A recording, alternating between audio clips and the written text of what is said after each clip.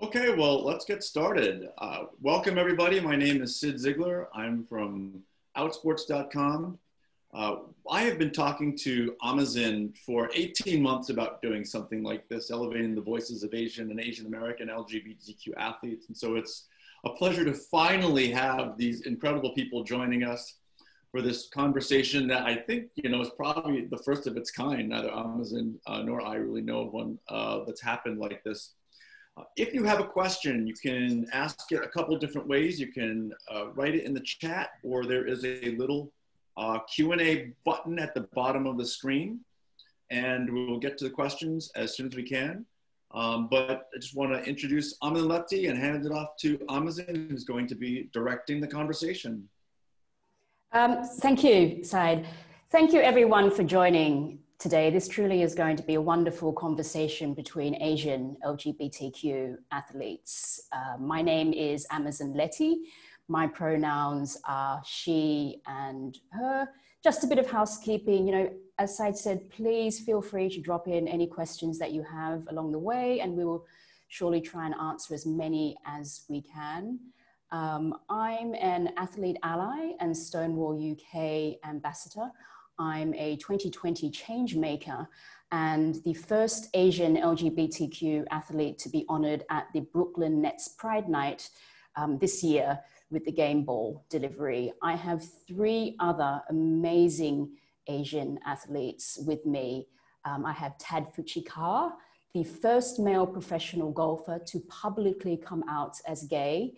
He came to fame in 2006 when he qualified for the US Open at the Wicked Foot, which made him the youngest ever to qualify at 15 years old. I have Lisa Ko, graduated from the University of Pittsburgh, completing a BS in microbiology, having competed on the varsity women's swimming and diving team for all of 4 years of her undergraduate career. And Skyler is the first openly transgender athlete to compete in any sport on an NCAA Division I men's team.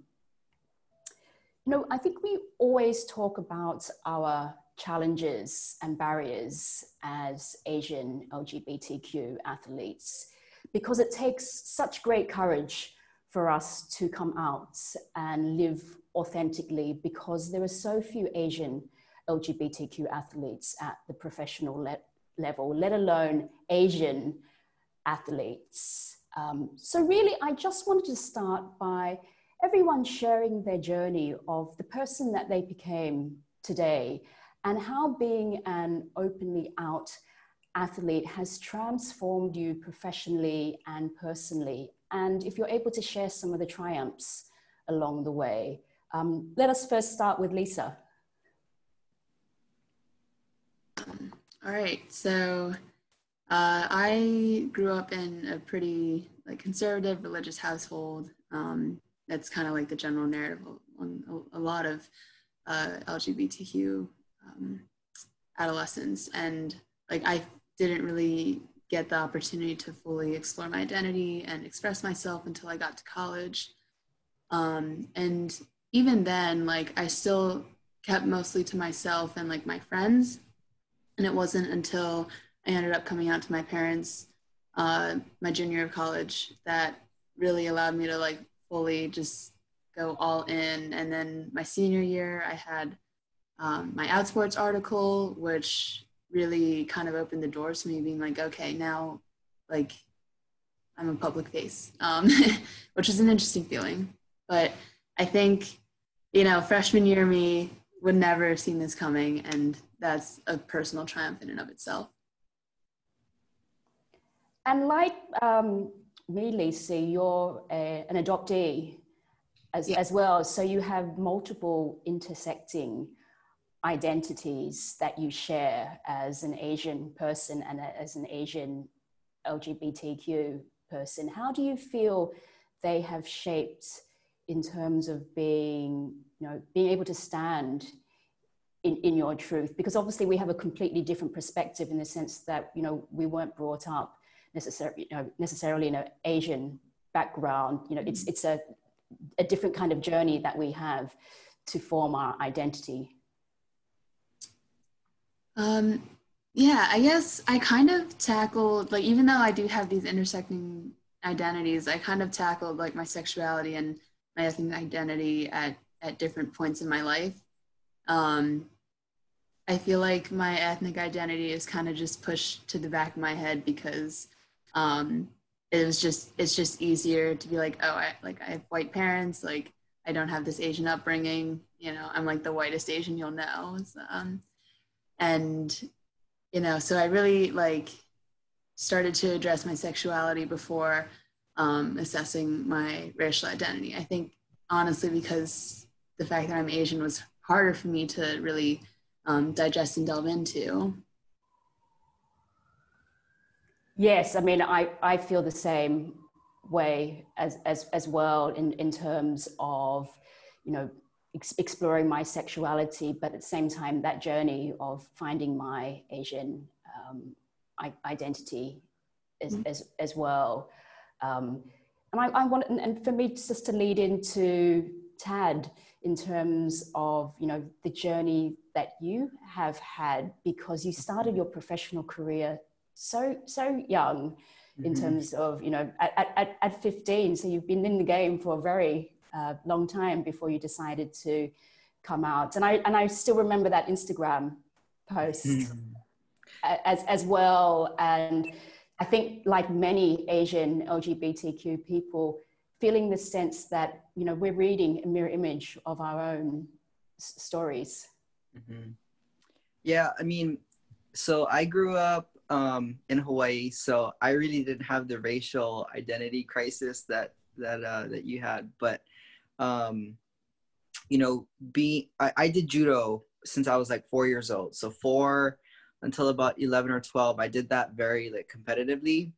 And being in a sort of a hyper masculine sport like judo, and then transferring like straight to golf, which is you know, not the most progressive sport. And I think being in like that environment of you know, where masculinity is extremely important, you know, it made it difficult for me to come out. And I didn't have any role models as far as obviously in judo or golf, you know, out LGBTQ athletes. So it was difficult. And, you know, being in the spotlight at such a young age, for me, made it a little bit scary in a way. Like, you know, I didn't know how people would react. And at that time, you know, LGBTQ issues were not discussed. And obviously I wasn't very educated on it. And, you know, things are different now. You know, people are a lot more open and accepting, and, you know, they're more educated, you know, on this sort of thing. And, you know, I think that helped me come out when I did. I kind of wish I came out sooner, just because it was a pretty positive experience for me. And, you know, I was able to help so many people, but at the same time, I don't think it would have had the impact that it did, just because people, you know, if I came out earlier, I think people wouldn't have been ready for it. So, you know, I'm glad that in these times, you know, our youth is definitely more open and educated to LGBTQ, you know, issues and that sort of thing, and being able to explore their sexuality, you know, and who they are, and you know, their identity. And I love the fact that you had such a positive experience in terms of coming out, and the support that you had from the golf community. Because obviously I read all those articles and saw how everyone, you know, championed around you, because so many athletes feel that they have to come out when they retire because of just not feeling welcome in the space. And I know as myself, coming from the bodybuilding community, I never thought I could ever come out. And it was told to me very early on in my career through bodybuilding that there could be no out athletes in sports, and I saw no out athletes in sports, so I never saw a path to being openly out. And I think, you know, it does take such courage, particularly when you're still competing, to come out, because you never know the kind of response that you're going to get. And when you have so much at stake, right. well. It was very difficult. I mean, it was I don't know if it was like scary or if I was afraid, but just very unsure of how the reaction would be. And I think that made it in my mind a lot scarier than it really was. And but you know, nowadays you see a lot more LGBTQ athletes you know, that are out and in the media, which is great, you know, for our community, and you know, being visible in that sense is very important for our youth. And you know, seeing more Asian athletes that are LGBTQ nowadays is great. I mean, it's something that's still kind of rare, but you know, I think the more we can be visible as a community, and the more we can, you know, educate each other on, you know, on these issues, I think we'll be able to move forward and progress quicker. Absolutely. And that brings me to Skyler, in terms of, you know, your story and your journey in being the first openly out trans athletes, because we very rarely hear from Asian trans men in sports. The narrative is always around, you know, trans women in sports. So I'd love to hear a bit more, obviously, about your journey from as an athlete coming out, and, you know, your triumphs along the way. Sure. Yeah. Thanks so much. I'm really excited to be here chatting with you all. This is a really cool space to share Asian LGBTQ athletes. I'm Skyler. I use he, him, his pronouns.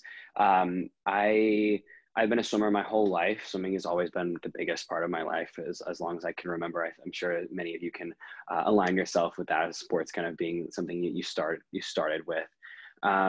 So I realized that I was queer in high school.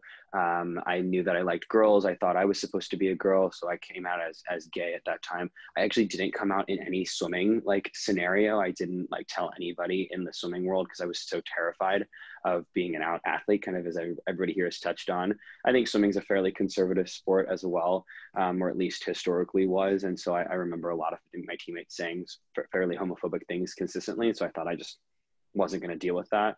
Coming out as trans is a totally different story, because not only is that something that hadn't been done before in many spaces, but it also potentially could have just lost me my sport and my competition, not necessarily socially, but like just legally, right? Logistically. So it was a very difficult part of my athletic career, my identity crisis, if you will, a combination of the two, because I really felt like I had to choose between being myself as an athlete and being myself as a man. It turned out that I actually had immense support from my coaches at Harvard, who allowed me to actually switch to the men's team. And that's a longer conversation. But the summary is that they offered me a spot on the men's team, and I took it. After much coming over, a lot of difficulty making that decision. I really was giving up all the potential success that I had built as a female athlete, and all the potential, you know, medals and nationals, meets, Olympic trials, or whatever that I had wanted to go to, and would kind of just shatter those dreams of being a winning female athlete, if that makes sense, in order to be myself. But I ended up choosing to be myself in sort of in my entirety. And I haven't regretted it for a moment. That doesn't mean it hasn't been difficult. It definitely has been. I've been met with lots of people's pushback, lots of people's doubt. I definitely didn't garner the same success that was projected for me to have garnered as a, you know, competing as a woman. But no matter, because I've learned so much more about myself. And I think it's a different kind of glory, being able to share my story like this, being able to share my story with young people. And also being able to really like compete as myself has been really wonderful. So yeah, that's sort of like a quick background on me and my athleticism, my career plus my identity. And we're hearing so much nowadays about trans women in sports, Sure. particularly the negative narratives, particularly the very transphobic narratives, the policing, the anti-trans bills to ban trans women in sports. But we rarely hear about trans men in sports. There just don't seem to be those kinds of narratives around trans men in sports. So it'd be really nice to hear about, you know, the potential challenges and barriers that you face as a trans athlete. And for the listeners who are listening in today, you know, what are the things that they can do when they go back to their athletic communities to champion trans inclusion in sports? Yeah, so there's a couple of things that are important to note. The first thing is, like, I want to give a quick background of the rules, just for the NCAA at least, because I think it's really relevant when talking about trans athletes. Trans athletes in the NCAA, in the IOC, so the International Olympic Committee, and in FINA, which is the international governing body of swimming. If you're a trans athlete, your hormones are regulated essentially. So if you're a trans man like me, I have to submit labs to prove that my hormone levels are at an average male level. So the most prevalent hate-filled argument about me, or fairness, you know, hate masked as fairness argument, is that, like, oh, I'm doping and taking testosterone is like me, like, having these like unnecessarily high steroids. The reality is that my hormone levels are regulated 3 times a season, which is 3 times more than any of my teammates, right? So my hormone levels are very regulated. There's no way that I can be above sort of the average male level in that sense. On a trans woman's side, so this is where people get really heated. People often argue that trans women have an advantage, like a quote biological advantage. Trans women also have their hormones regulated. You cannot compete as a woman in the NCAA, IOC, or in FINA, so international swimming, without proving that your hormone levels have been suppressed for at least 1 documented year. So it's not even that you just like take the suppressants, you actually have to be on the suppressants for at least 1 documented year, and that's supposed to bring those hormone levels down. People also then argue that, like, you know, trans women are taller or have bigger bones or bigger lung capacity or whatever, and that lends them some sort of advantage. And my argument is that, okay, maybe I can't tell you that somebody's short if they're tall, right? They're tall. But there are plenty of tall cis women in sports. And if we see a 6'3" cis woman who plays basketball, we say, damn, she is made for basketball, right? We see a 6'3" trans woman, we say that's unfair.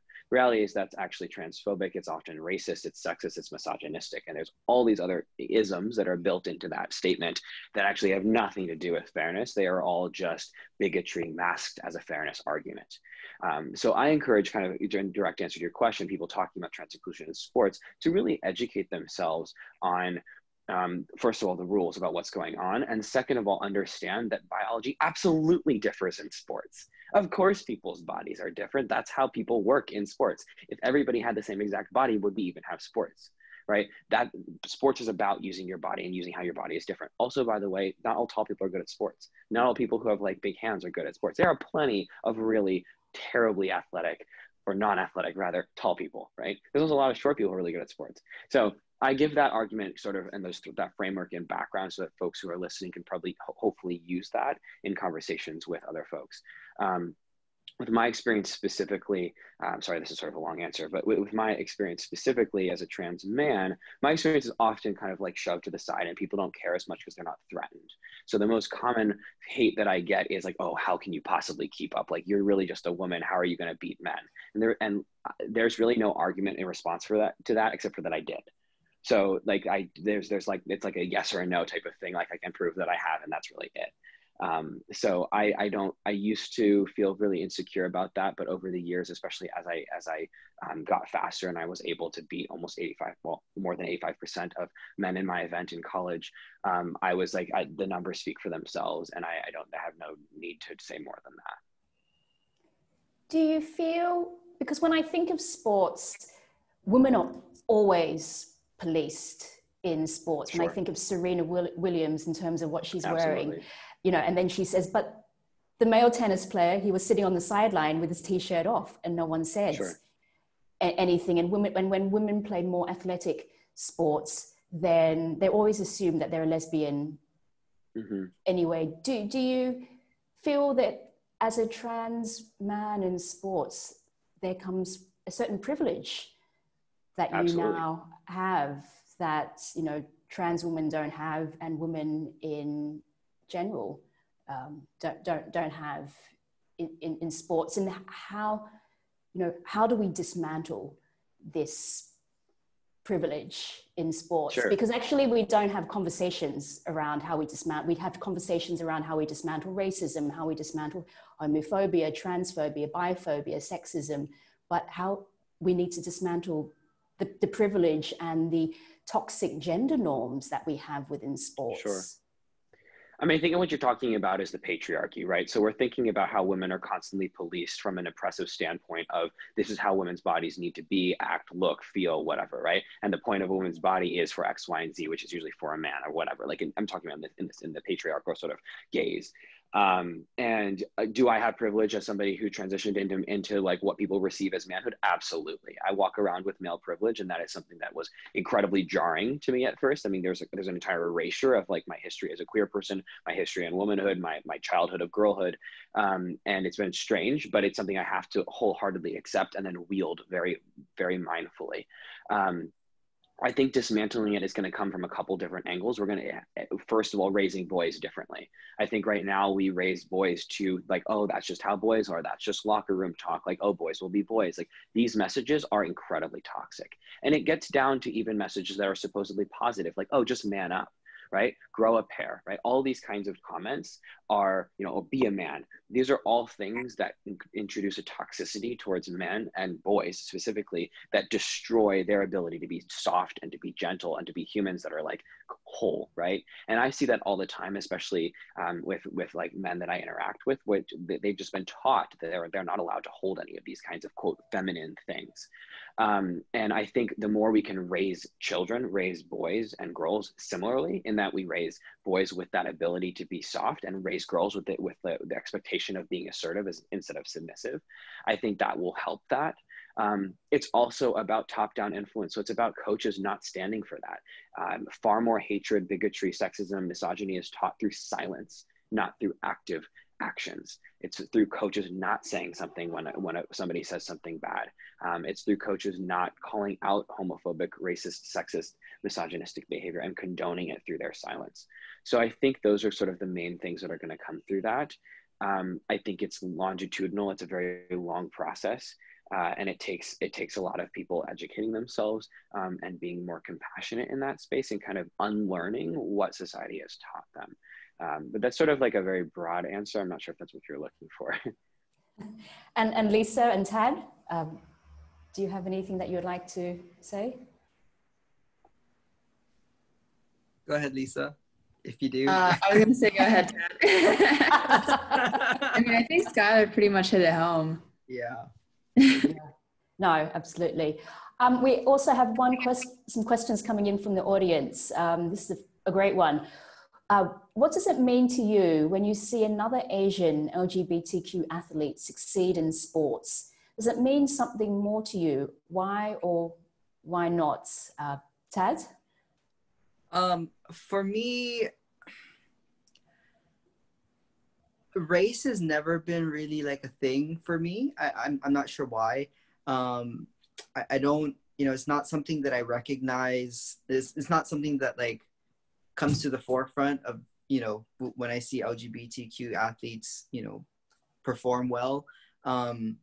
However, now that I think more educated on, you know, this sort of thing and why visibility is so important, it has changed my outlook a lot. And I think being able to recognize the importance of it is great for me, you know, because it helps me to be, I guess, more inspired, you know, to do more with my platform and that sort of thing.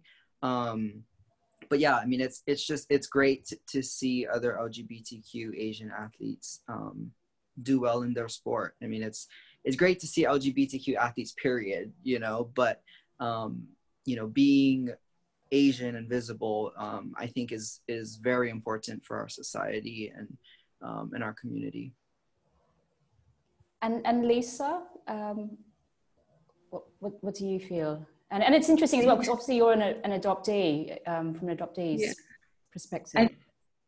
I think, if I'm being honest, like I haven't really known about any LGBTQ Asian athletes really until we were putting this panel together, like I had heard of Skyler's story, but I didn't know that Skyler was of Asian descent. And like growing up, so I started in gymnastics and then made the transition to diving when I was in 5th grade. And gymnastics and diving are both sports that are like the Chinese Olympic teams are very, very strong in. So it's kind of like I always had these Asian athletes to look up to as a kid, but again, I didn't really start addressing my sexuality until I was a young adult. So it's not really something that I keyed in on. And Skyler?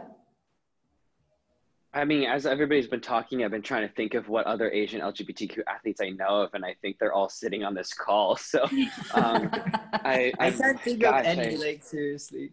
I literally, yeah. So I guess like that's why I said earlier, like when I was first talking, like this is such a sacred space to me, because I think I really can't think. The only thing that's coming up is like the fact that I know some other like Asian LGBTQ activists, but like I can name those on like 2 fingers, right? Like, so there's like not a lot of us out there, especially with LGBTQ visibility. So yeah, I think I'm going to be hypothetical. If I saw another, you know, trans Asian American or Asian person like competing and succeeding, I'd be through the roof. And I'd be like, where did you come from? How come I don't know who you are? But I would definitely want to connect and chat about that for sure. Yeah. I mean, for me, it's always been important because, like all of you have said, you know, when I thought of putting this panel together, I'm sitting with Syed thinking, oh my gosh, you know, who do we know? There aren't that many people out there. And if we do one panel, could we ever do a second one? Because I've used so many, you know, who we see now, we're far and few between. And I remember, you know, when you came out, Ted, how excited I was that I saw another Asian LGBTQ person come out in their professional career. Just recently, I met John Lee Olsen, and he's the only Asian LGBTQ openly out athlete in Europe, and he's a professional hockey player. And I was the first other Asian LGBTQ athletes he met recently. And I think, you know, we're so few and far between that for those that are listening in and for Asian kids that are at the moment struggling with their sexuality and gender identity and hear about this panel and hear about us, how important our stories become and the impact that is felt for generations to come that we don't necessarily feel because we're not in contact with people on a day-to-day basis, but we know that it will be impacted by someone who hears our story. And as you said, Tadd, it's so important that we remain visible. There's more questions that have come in. Does being one of the few out Asian LGBTQ athletes put more pressure on you personally to succeed? So I actually want to comment on that, and it's kind of going off of Skyler's answer before, in that like prior to this webinar, I was sitting here thinking like, oh, it's cool that we're all of different Asian ethnicities. And then the follow-up thought to that was, well, how many could they really find? But then I was also kind of second guessing myself, being like, oh, I'm sitting here next to Tadd, who's the youngest golfer to qualify for the US Open, and Skyler, who is an incredible swimmer. And I'm like, I walked onto my team at Pitt, and competing those 4 years was a really, really, really hard for me. But then something that kind of my roommate pointed out is that it's important to have this representation on all levels of athletics, right? And that, you know, someone doesn't go right from starting out in a sport to being pro and having this platform to make change from. So it's kind of like, you know, you have to get past this collegiate level pretty much, I would say. Unless you're Tadd and you're 15, but. Well, I mean, I don't know. I think no matter who you are, your story matters, you know, and sharing your story does make an impact, whether you feel like it or not. The people around you see you, you know, and you know, for me, when I came out, obviously I was doing it to help other people because I want, you know, that's something that I was passionate about. But I didn't think that it would be this big of an issue. You know, I mean, I didn't think the story would blow up that much. I mean, I really wasn't in the media at that point. I was out of the media for, you know, 6-7 years. So, you know, I really wasn't that, I didn't think it would be that big of a story, but, you know, it just shows that no matter who you are, you know, being visible and sharing your story and being authentic to who you are, does make an impact on other people, whether that's your intention or, you know, whether you think it will or feel like it will. It really does. And it just shows that being yourself is, you know, the only way that you can reach your true potential, I believe. Oh, I totally agree with that. I think, you know, I think when I was hiding my sexuality and bits of myself, it becomes such a burden. And you have to remember the lies that you tell different people. And sometimes you forget those lies. And it's like having, you know, 200 pounds on your back constantly. And then when I, you know, came out and lived, and now obviously as an openly out Asian woman and as an athlete, I think I'm far more successful now than I was when I hid bits of myself. And it's so freeing to be able to show up as yourself all the time, 100% of the time, because I think, you know, as an athlete, you have to bring your whole self to the game, not bits of yourself. And Skyler, you know, being one of the few, I don't know any other openly out Asian trans athletes. You know, how is that shaped in terms of, you know, do you feel this pressure to succeed and be this athlete activist? I mean, the short answer is absolutely, right? Like, I think that it's impossible not to feel some kind of pressure to represent like perfectly somehow, especially like to provide the hope to younger athletes that a trans man can truly succeed in sport. And so I definitely felt this like added pressure to be really good, because I didn't want to flop essentially. And then people would be like, oh yeah, well, he could do it, but like he can't keep up, right? Like, doesn't matter because he's not good. So I definitely felt that pressure. But I think it's something that I dealt pretty well with because I ended up realizing that like at some point, I think a lot of other LGBTQ people might feel this way. Like I'm like kind of like a 1% of a 1% of a 1%. Like not only am I like an athlete, you know, at this institution or whatever, and I'm also a swimmer and I'm also trans and I'm also queer and I'm also Korean American and I'm not just Korean, I'm also like Korean and white. So I'm also like half Asian, which is a whole other experience, like all these kinds of things. And at some point I'm just like in the corner by myself, right? And it's all of these identities that it's very difficult. I don't know anybody else that holds sort of that, you know, those marginalized identities together as well. And it's kind of like choose two. Like I can find like a trans athlete. I can find another like Korean American trans person. I can find another person who's a swimmer who's also like Korean, right? Like I can find, again, choose two. And I have found over time that that's okay.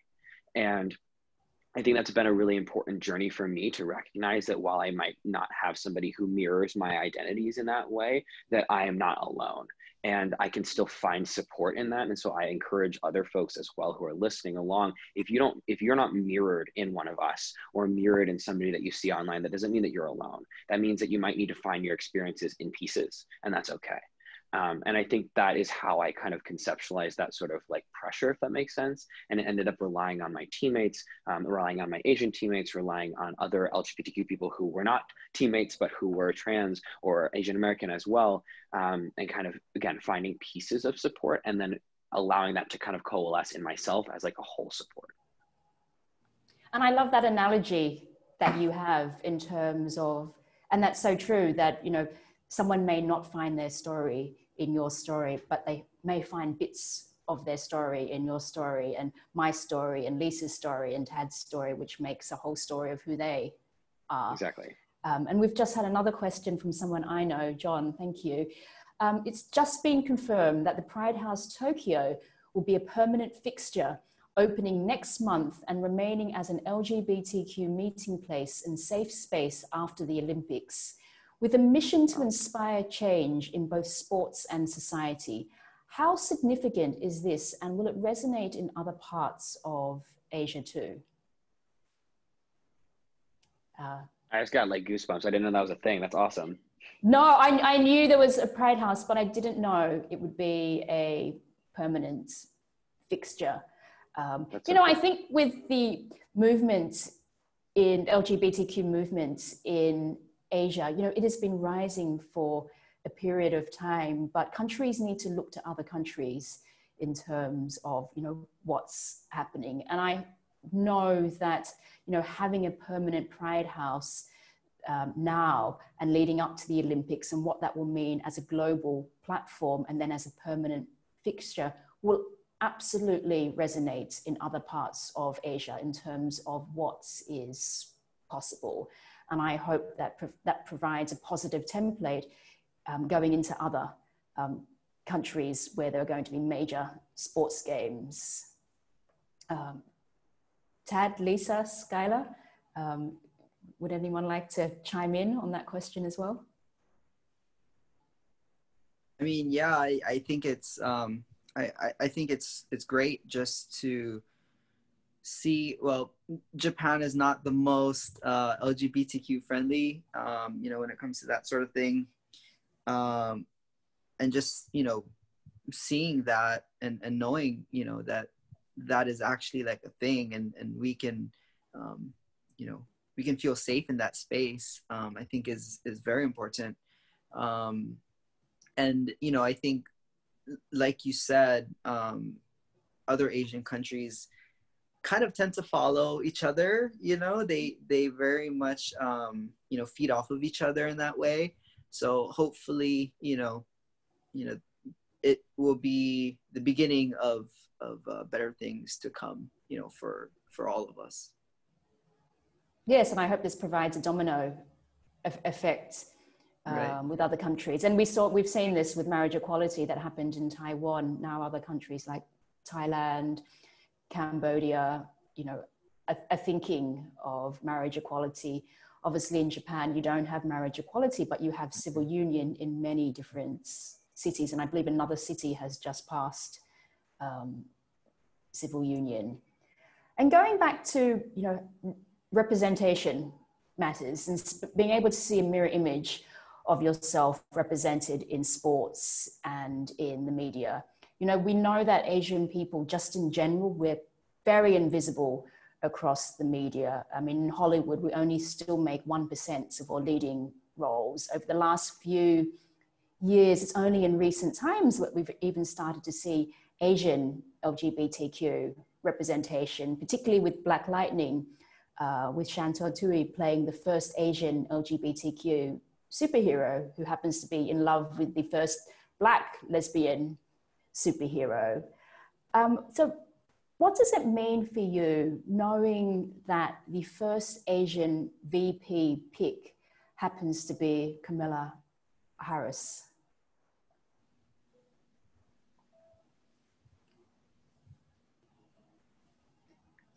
I'm not really sure how to answer that, but nobody else is diving in, so I'll share my thoughts. Kamala Harris. I think it's awesome that we have somebody out there. I think that I love that her identities are also intersectional. I think that's super, super important. I think she, you know, addresses that in a way that I appreciate as well. I know that her, like, I'm just excited to have somebody who has an experience that is not white, that's going to be able to share their experience there and sort of resonate with the, like, people in this country who are not white. So I think it's really powerful. And regardless of like how the election goes, I think it will be really powerful to have somebody have run and be visible, you know, like every day and from now until when the election happens, and probably after that. who is an Asian American and a person of color. I know. I mean, when I look at Kamala Harris, I think, she's, South Asian and African American. I think, this kind of visibility, particularly in a very different way, because I feel that when Asian people are represented in the media, it's very stereotypical. When you see us in commercials, we're either, the doctor or the teacher, and, now being represented in a very different way in politics. I feel it just shows, an Asian kid who's struggling with their sexuality and gender identity and not being able to see themselves represented very well, but seeing a different kind of representation of themselves that's different from what we continually see and what's continually pushed in the media. Sure. I agree. And we've just had another question here. What are your opinions on gay sports events like the Gay Games being held in Asia, and what kind of impact they could have on building representation? So the Gay Games is going to be in Hong Kong in 2022, and it's the first time that Gay Games is ever going to be in Asia. So I think it's awesome. Heck yeah. More, please. Yeah, I mean, I think it's great. I mean, I didn't even know about it, so like this is all new news to me. But yeah, I mean, it's great that we're being able to be represented in that way, and I think like a lot of us have said in the past, visibility. There's nothing that replaces that. And, for our youth, just going through my experiences, like being able to see other Asian LGBTQ athletes, it would have been such a huge thing for me growing up. I just didn't have anyone to look up to or to relate to in that way. And, it made me feel alone and kind of isolated. And I didn't know who to reach out to or how. And I think being able to have that representation, not only in sports but also like in Asia, is just great. And Lisa, did you have any thoughts on?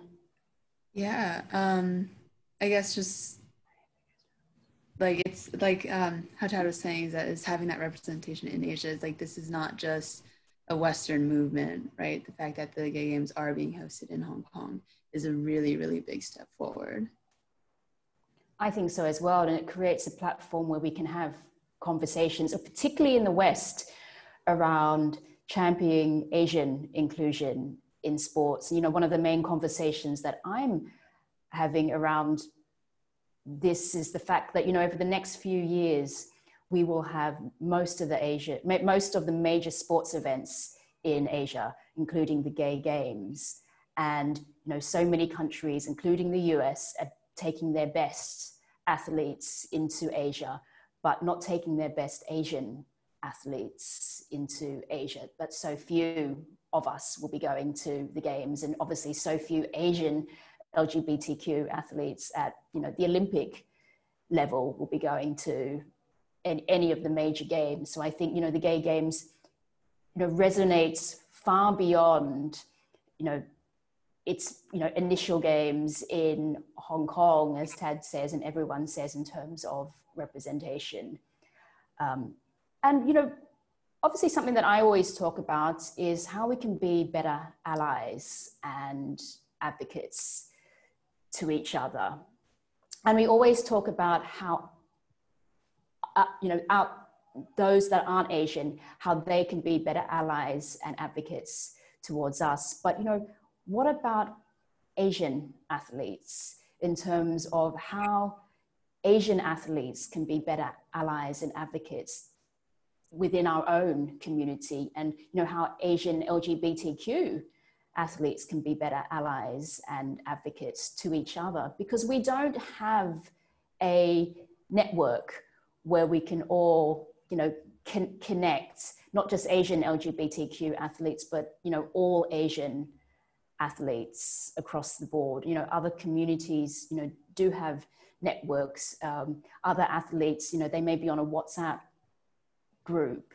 You know, so what are some of the things that you can suggest that, you know, we can be better allies in our own community? And for those listeners listening in who may not be part of the Asian community, when they go back to their athletic communities, how they can be better allies and advocates for our community.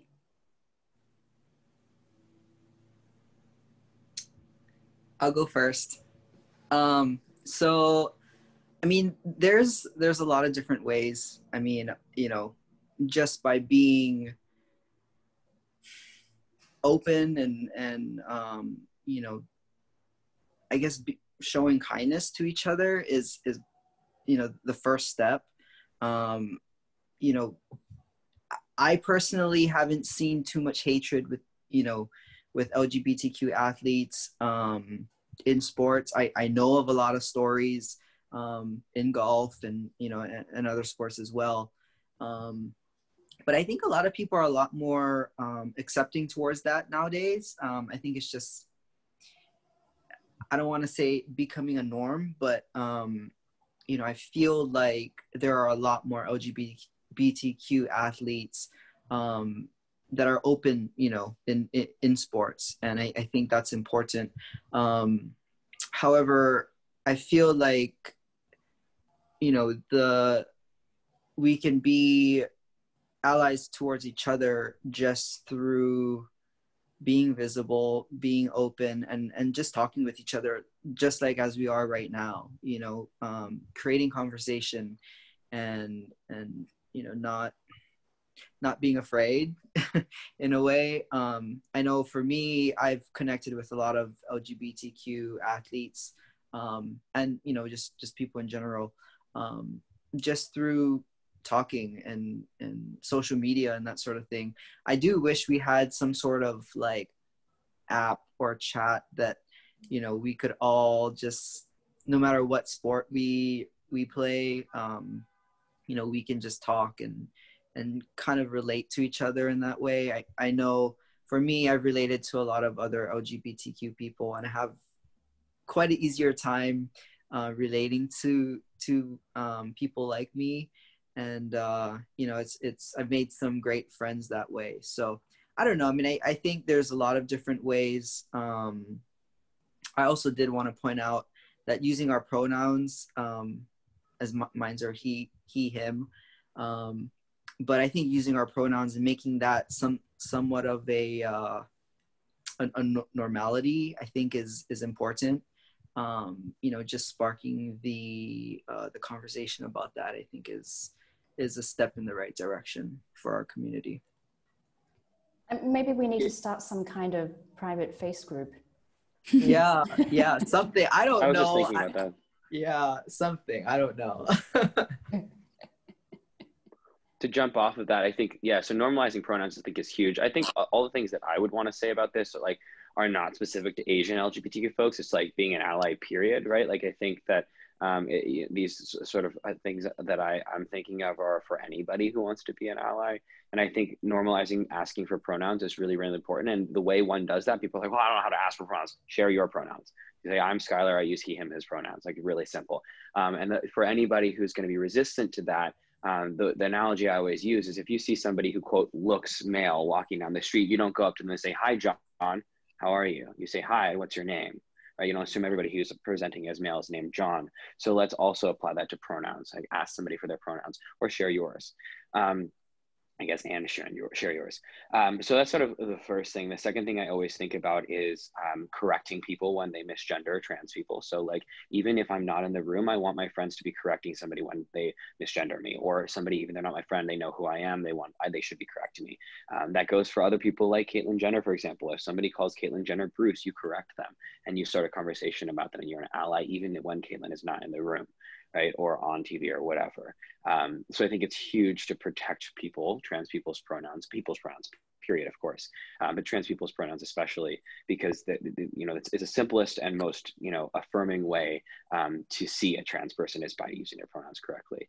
And I think beyond that, being an ally is about supporting not just like trans people specifically, but it's about supporting somebody when they need you to be like going to bat for them. So if somebody is talking in a misogynistic, homophobic, racist, sexist, transphobic, biphobic, whatever way, ableist way, you need to say something.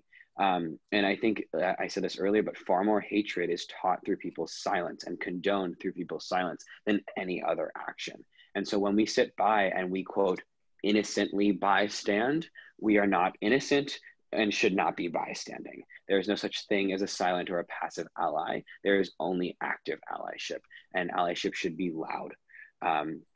And I think that's something that we forget often. So for anybody out there who wants to be an ally to an LGBTQ person or to anybody who's different from them, and specifically to Asian LGBTQ folks, since we're talking about that now, it's about being active. And if somebody is putting somebody down or saying something that's racist, homophobic, sexist, bigoted, ableist, whatever, say something. And do not allow that in your space, and use the privilege that you hold, wield your privilege by saying something, because oftentimes that LGBTQ athlete or that person holding a marginalized identity feels unsafe standing up for themselves. So it's up to you as somebody who has privilege in that space to stand up for us. And Lisa, do you have any last words? I agree. I think it's just important to remember that like you don't always realize the impact that like one-on-one personal interactions can have on people. So like, like not to second guess being like, oh, well, if I say something, like nothing's going to change. Like, you don't know that it, one action leads to the next. And it just, don't be scared to speak up. Know that you will have an impact. Yes. And I think for me, lastly, it's like, I always want you to be my champion when I'm in the room, when I'm not in the room, because when you go back to your athletic communities, you will notice that, Asian athletes are far and few between. And if we are in your team, we're probably one of one. And I want to know that I have a support network of my team members, of my coaches, and of my athletic community. And I think another great way to be an ally and an advocate is always asking the question, is everyone at the table? If you go back to your athletic communities and find that you see no Asian athletes, being an ally and an advocate is saying, what's up with that? How can we change that? How can we include Asian athletes within our sport? What do we have to do? Do we have to check in on ourselves and on our own unconscious bias as to the reasons why we don't see Asian athletes in our teams? And lastly, we have one last question before we end this fantastic conversation. How can the listeners remain connected with all of you? I know all of you have social medias and many of you have websites. If you want to give a shout out in terms of how people can stay connected with you. Skyler? Oh.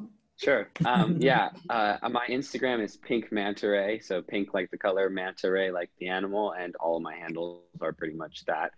So you're welcome to follow along there. I don't answer DMs, I answer emails. So I don't know, should I share? I don't want to spell out my email, but I can. So my email is skyler@pinkmantaray.com. Skyler as it is spelled here on this little Zoom window.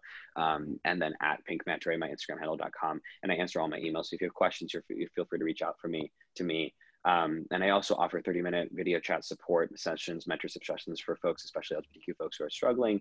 And lastly, I started something called Pink Manta Ray Connect, which is a basically online connection tool. It's basically like a encrypted Excel document. So you can enter this network as an LGBTQ person and connect with people who have similar identities. You can filter by identities, and it's all anonymized basically until you request the person's information, which sends the person the request, and you then get to like connect with somebody else. So if you wanted to kind of what we were talking about earlier about connecting with other Asian LGBTQ folks, if you want to do that, you can go and select like interests for athlete and identity as like trans or queer or whatever, and connect with other folks who have similar identities as you. And Tadd? Yeah, Most of my handles are, you know, if you type in my name, Tadd, T-A-D-D, last name Fujikawa, I should pop up. My Instagram is Taddy, T-A-D-D-Y 808. And that's about it. I'm most active on Instagram, some on Twitter, not so much on Facebook anymore. I don't know why, but yeah. And Lisa? Yep. So my Instagram is just my name, lisa.co. That's also the social media that I'm most active on. In the tweets leading up to this event, like you've been tagging my Twitter, which is punk_scientist. And that's one that I use more for science Twitter in my career. But you can find me on Facebook, and I will respond to messages on Instagram or Facebook. You know, I'm always willing to have a conversation about identity because it's scary. So. And you can find me at AmazinLeThi.com, and all my social media is at Amazin LeThi, and I'm also the health and fitness writer for livestrong.com. I just want to thank all my participants, Skyler, Tadd, Lisa. I wanted to thank Said and Outsports for giving us this global platform for Asian LGBTQ athletes to be able to levitate their stories and voices to everyone. And thank you to all the listeners who listened in today. Thanks for having us. Thanks for organizing this, Amazin. Thank you. Yeah, thanks. I enjoyed it. Thank you then. Thank you, everyone. Goodbye. Take care. Bye. Bye. Bye.